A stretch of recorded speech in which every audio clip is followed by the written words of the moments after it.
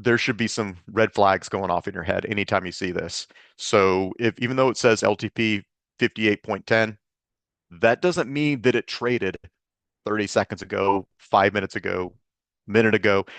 That could have traded at 9:45 this morning or could have traded yesterday. It's just one of those things that if you see an implied volatility of zero, what that means is that there's definitely something going out of whack when it comes to the underlying price and that particular option contract. It hasn't traded recently. All the values that we provide in our options chain are derived from the Black-Scholes formula. So as the underlying price changes, as time moves, we're calculating all the Greeks. And if something doesn't make sense because the underlying's moved, but that option price hasn't moved due to lack of trading, then the implied volatility will be out of whack. We're just going to put zero on there. So that's an indicator that not probably a reasonable value. So LTP, not legit. Another thing to take a look at, uh, Delta right here. We're going to dive more into Delta here in a bit, but Delta 0.66, what that means is that if the underlying moves plus one unit up or down, that's the change in the option price approximate. So if it goes from 1098 to 1099, what this is saying is that this option contract approximately will go from 1870 up 0.66, so to 1936 approximately. Same thing if it goes down, is going to go down by 0.66. What if it goes up by 2? Well, that's where gamma comes into play. So you can still take a look at delta. That's going to go take the underlying price or the option price up by 0.66. However, the delta is going to change in this one particular contract up by 0.0122. So it's going to go from 0.66 to 0.6722. So for that second move from 1099 to 1100, the delta is going to have a little bit more impact because it's more in the money. Last 2 points we want to talk about on this before we move on to the kind of core topic right here, volatility, is theta, which is going to be critical for today, and vega, also critical for the day. So what this means is that I know the market's already closed, so 1870, if nothing else changes, if interest rates, of course, are going to be the same, but if the underlying doesn't move, implied volatility doesn't move, nothing else moves, only time, this LTP will be down by 0.6105 approximately tomorrow morning. So that's what this means. And then lastly, we do have Vega. So for every 1 unit change in the underlying, or sorry, 1 unit change in um, implied volatility, that's what is going to be impacting right there. So let's move on right here. Let me share this slideshow. This is what's been going on for several securities over the last couple weeks. And this is due to earnings. Implied volatility rise and implied volatility crush. Two examples right here, I have several more going to go through, is TCS. They announced on 10 July, and then implied volatility fell from 24 right there to 18.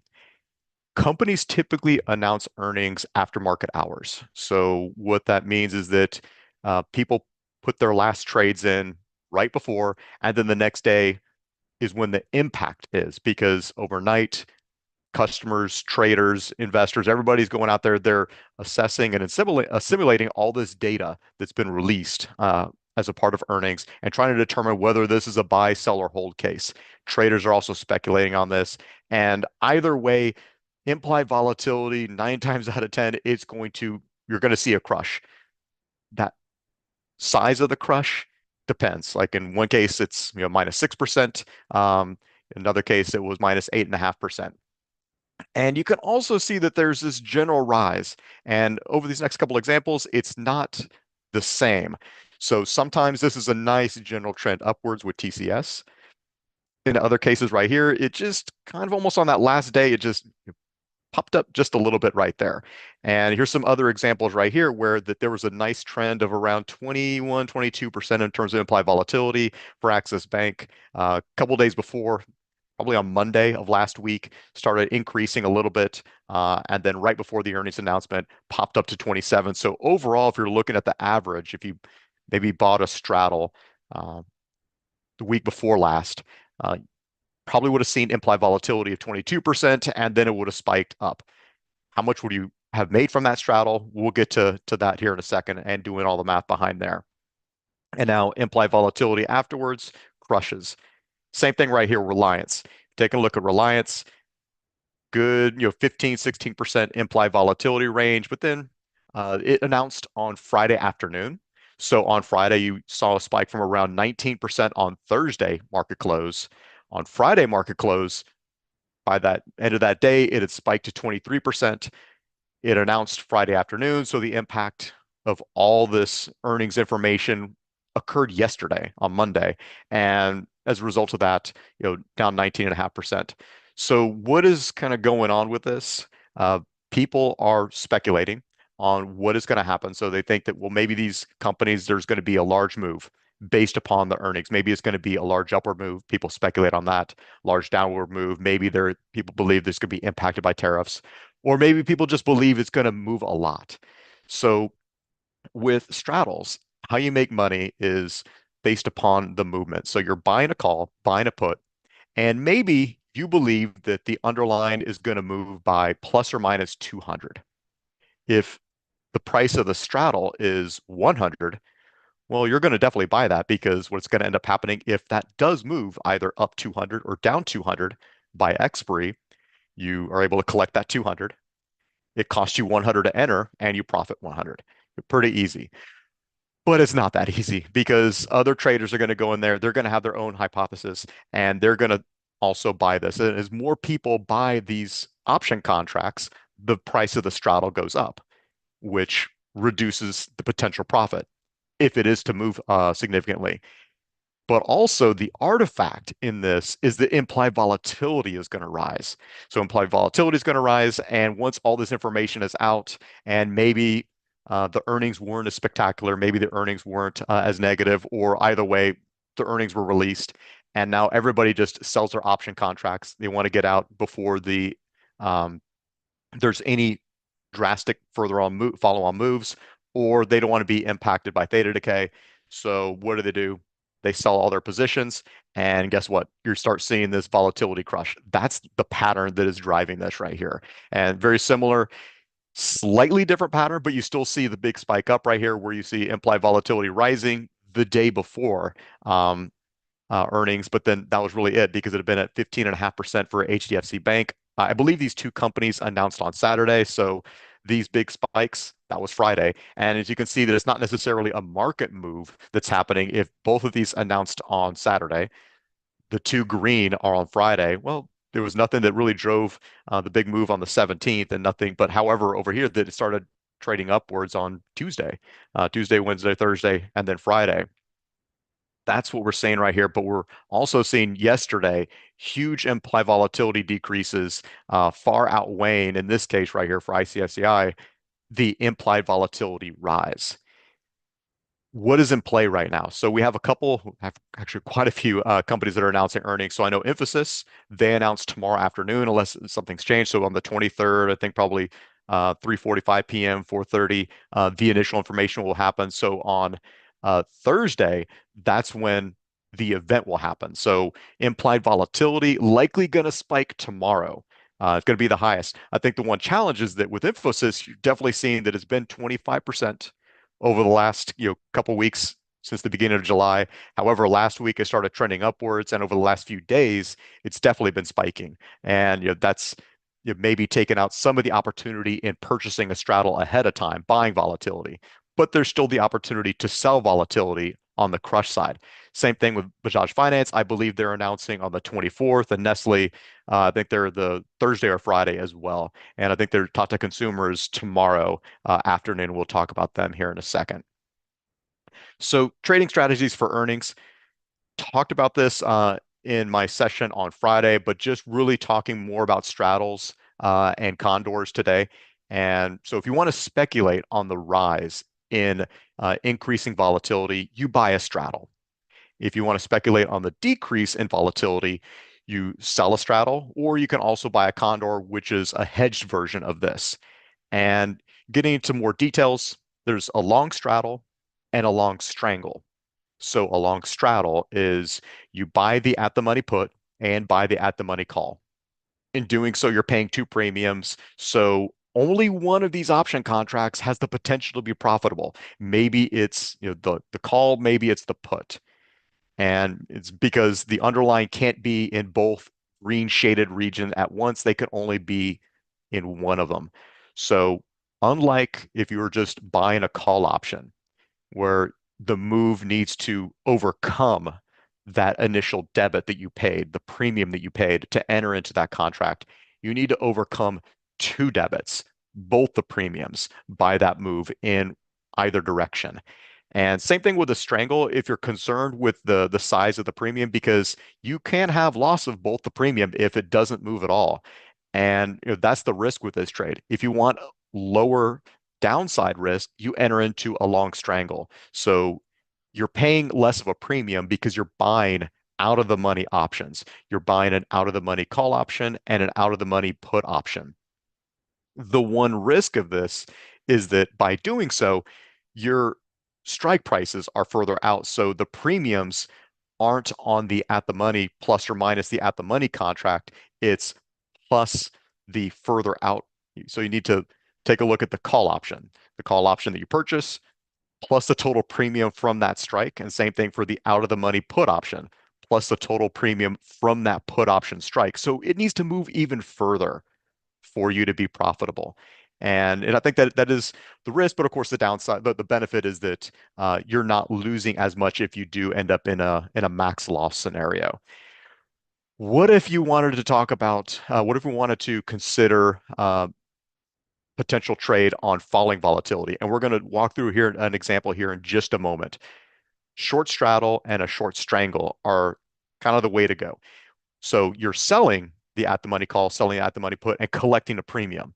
For short strangle, exact same thing. You're selling out of the money contracts. But by selling out of the money contracts, you're receiving less premium upfront. So your max gain is less. However, the benefit is that the underlying could move a little bit more, because that's the risk of this, is that you're banking on the underlying not moving and implied volatility falling, so that if nothing else happens, if time decay happens, positive, implied volatility falls, positive. If the underlying doesn't move, then delta doesn't negatively affect you. You get to collect a large amount of premium right there, and it's a great trade. However, if the underlying moves, then delta will be against you. And same thing with gamma. So you need to watch out for that. And we'll talk about the concepts of the trade-offs of this in one moment. But lastly, one thing you can also consider are hedging these trades. So what if you're concerned with the potential amount of move? Because if the underlying moves significantly, then there's potential for unlimited loss. And with these strategies, and particularly around earnings, there can be a large jump process. So if you take a look at any names that have announced recently within the last couple of weeks, you're going to see a large change, either up or down in price. And it's going to be a gap. So if you set a stop loss order, that doesn't necessarily mean you're going to get filled at that price. If the underlying price moves or gaps over your stop loss, you're not necessarily going to get that. So it could be a worse situation than you think. So a way to hedge against this is to buy the wings. That's what it's kind of known as. You have the meat in the middle and the wings off to the side. And so you sell the meat, buy the wings. And the wings are the out of the money contracts. So for Iron Condor, you're already selling out of the money call and out of the money put, but you're buying a corresponding further out of the money call and put. Same thing with a butterfly. You're selling the at the money contracts and you're purchasing out of the money contracts to hedge. And in doing so, you're reducing your upside, because instead of collecting that full premium, you're still having to pay a little bit of premium to have that hedge in place. But your downside, of course, goes down. So before we get into this, let's just talk about like Infosys. And we saw some recent levels right here, 24.5%, going up to 36%. Now let's see where Infosys is at right now. Going over to the options chain. The spot price is 1570.90. right now. So it's right in between the strikes of 1560 and 1580, a little bit tilted towards 1580. And if you look at the open interest, like, well, yep, that the open interest is higher, 5.6 lakh, 5.7 lakh. So this is definitely the at the money contract right now, the 1580. And let's look at some values right here. 5094 for Delta, 3918. 3918. So if you look over here, that yesterday, even though this is just my little Excel chart without a number on there, you're looking at 36% volatility. So you gained 3% today. And what's interesting is that it doesn't announce until tomorrow afternoon. So what that means is that there's still opportunity even tomorrow for implied volatility to rise throughout the day. And then we'll see what the volatility crush looks like afterwards. Have gamma of 0.0041, vega 0.9891, and theta minus 2.1531. Why I'm saying this is because I put together this nice little Excel spreadsheet, hopefully to help you understand how the Greeks work and how everything flows together. So 15, 70, 90, that's what it is right there. Strike of 1580. Let's take a look at the money call and put prices. So at the money call and put 38.45, 39, 38.45, 39. So your total straddle price right now is 77.45. So similar what I was mentioning before is that when you buy straddles, you're hoping that the underlying will move by at least 77.45 in this case, preferably more because 77.45 either up or down will help you break even. So that's an implied move of 4.2% over this event. Um, Implied volatility, current implied volatility is 39.2, 39.18. Let's just say you want to make an estimate. So how do you place this trade and think about the risks? So let's just go back right here and you want to speculate on implied volatility crushing after Infosys announces earnings tomorrow afternoon. So you're thinking maybe tomorrow you enter into this short straddle trade, hoping that by Thursday you're able to cash out of this and hopefully make a profit. What would you need to think about? I'm not advising, not advocating. I'm just walking you through the numbers on this right here. How do you think about this? So implied volatility, 39.2%. Realistically, it's probably going to be 42, 43% tomorrow. So let me just make that estimate right there, 43% by close of day tomorrow. I'm estimating, again, just arbitrary, maybe it goes down to 28%. So the recent IV levels were 25. Maybe it doesn't go all the way down there. It kind of goes back to where it was maybe last Thursday, last Wednesday. Again, not my professional opinion on this, just a guesstimate. Let's just for sake of argument. So the implied volatility crush is 15% that we're estimating. Now, how much can we potentially make assuming nothing else happens? Assuming the underlying does not move, what's our opportunity right here? So Vega is 0.989. Let's go back to right here and you see 0.9891 is the Vega and it's also 0.9891 for the put side as well. Vega will be the same for call and puts. You are selling a call and put in this situation right here. So you have that. You also have theta for the call and the put. So you have time decay that's going to impact the call, time decay that's going to impact the put. So the volatility crush, all we're doing right here is I'm just doing a simple calculation. 0.989 times 2 because there's a call and a put, and then times 100 because it's times 100% times that implied volatility crush value. So we're gaining roughly 30 bucks on this implied volatility crush.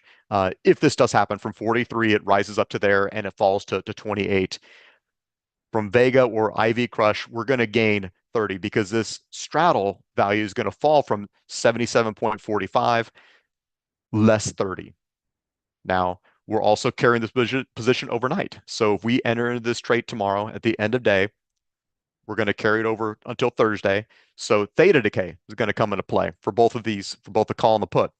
So you have minus 4.27. So the total impact is roughly 34.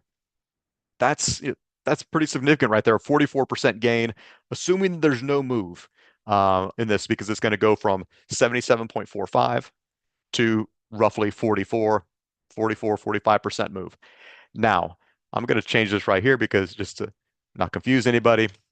Now, to profit on this, the underlying price times the weighted delta needs to be less than 33.94.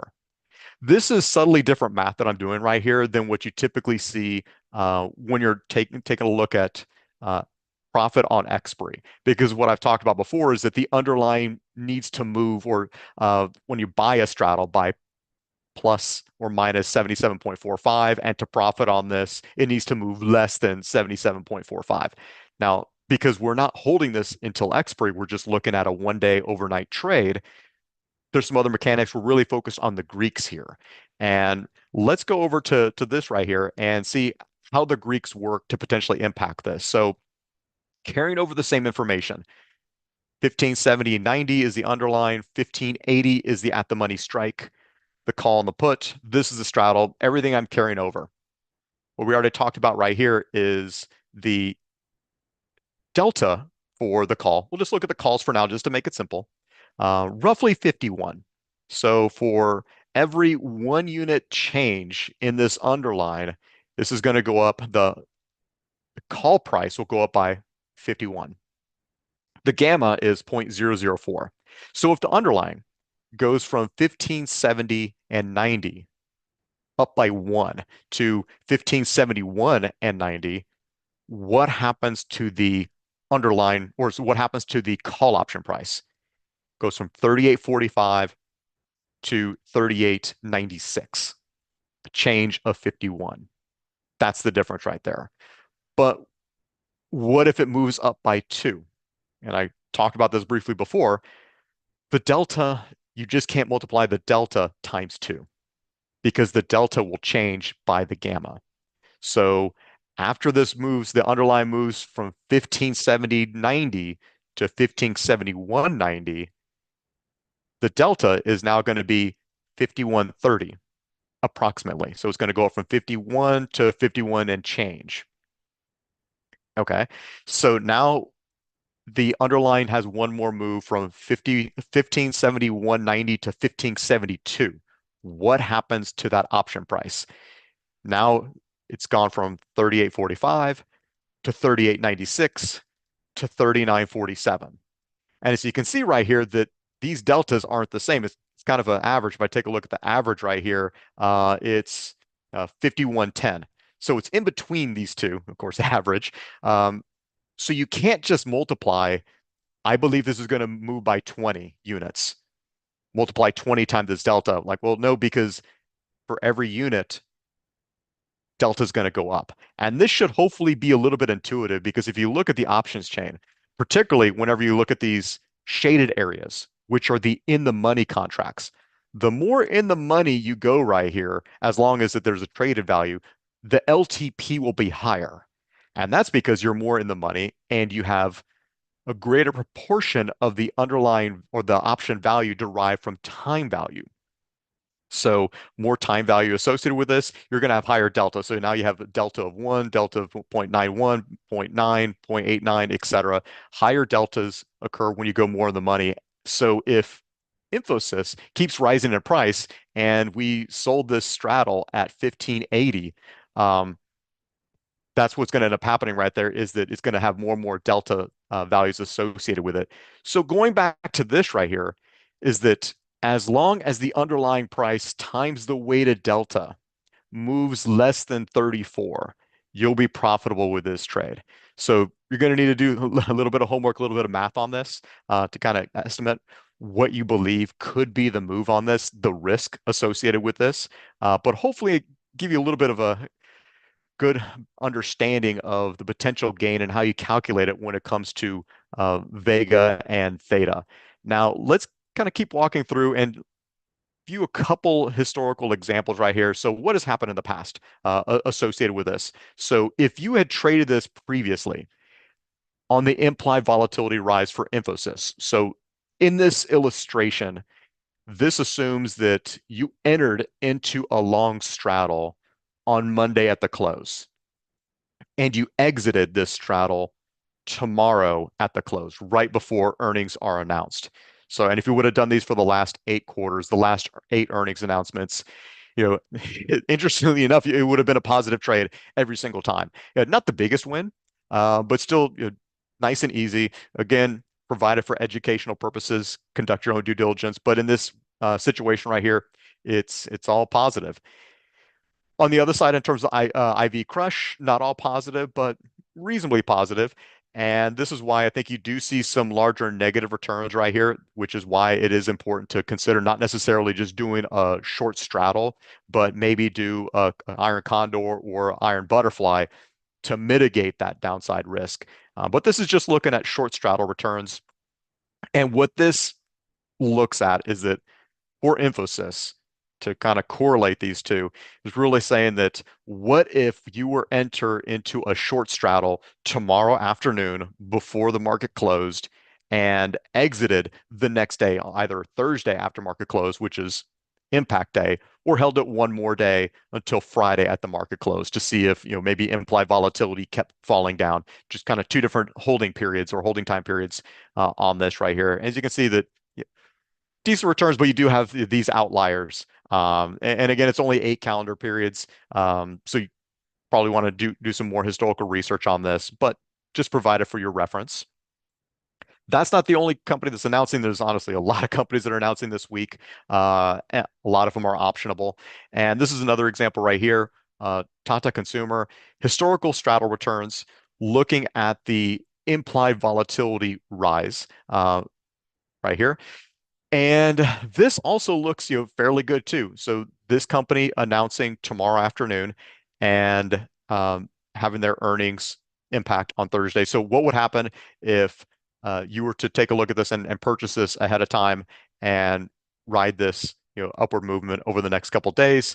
So basically, if you had bought this on Monday and then sold this tomorrow afternoon, what would be the potential strata return? So still looking, fairly decent on there. But overall, what I want to be able to talk, hopefully gotten through to you, is that there's a large number of ways in which you can profit from these trades. And whether that's on, trading pre-earnings, trading post-earnings, buying straddles, buying strangles, condors, butterflies. And the one thing is that you really do have to gain an edge. And this is one thing I've kind of glossed over here, but hopefully it still did come through with some of those examples where I'm talking about how implied volatility doesn't always rise at the same rate. It doesn't necessarily always rise by 500 basis points for every single stock out there. It doesn't always rise 500 basis points the day before earnings. Sometimes it rises over the course of an entire week or 2 weeks before earnings, but usually it does rise 2 or 3 days before. But again, it varies by company. The volatility crush doesn't always happen at the same rate. Sometimes the implied volatility crush takes the IV further down than it was historically or recent history. Sometimes it just goes partially down, like Reliance. We were taking a look at that, and it only fell down, a little bit amount, taking it back to basically last Wednesday or Thursday, but definitely not back to 2 weeks ago, where implied volatility was down at 15%. So you do need to be cognizant of that, because if you were to sell or would have sold a short straddle on that, you probably wouldn't have been profitable on there, expecting it to go all the way down to 15% when it only went back down to 19%. So you really do need to take a look at this, understand the historical data and what your risks are, because if that underlying moves, particularly associated with post-earnings trades, you do have substantial risk associated with short strategies. However, you can hedge that with buying the wings associated with condors and iron butterflies. So hopefully, with that said, a lot of exciting things happening this week. Also getting into next week. I know next week's expiry, so that puts a little bit of a damper on trading stock options. But then there are still more earnings coming out. The first and second week of August, more opportunities to trade. Of course, the trade-off is that being further out till expiry, you're going to pay a little bit more premium, a little more time value baked into those contracts. But either way, the trades still exist. Hopefully, we'll come back and talk more about those next week in terms of those potential trades getting into August. But really, Thanks for all this. Want to talk more about options chain, hopefully next week, dive more into that. But with that said, best of luck and happy trading.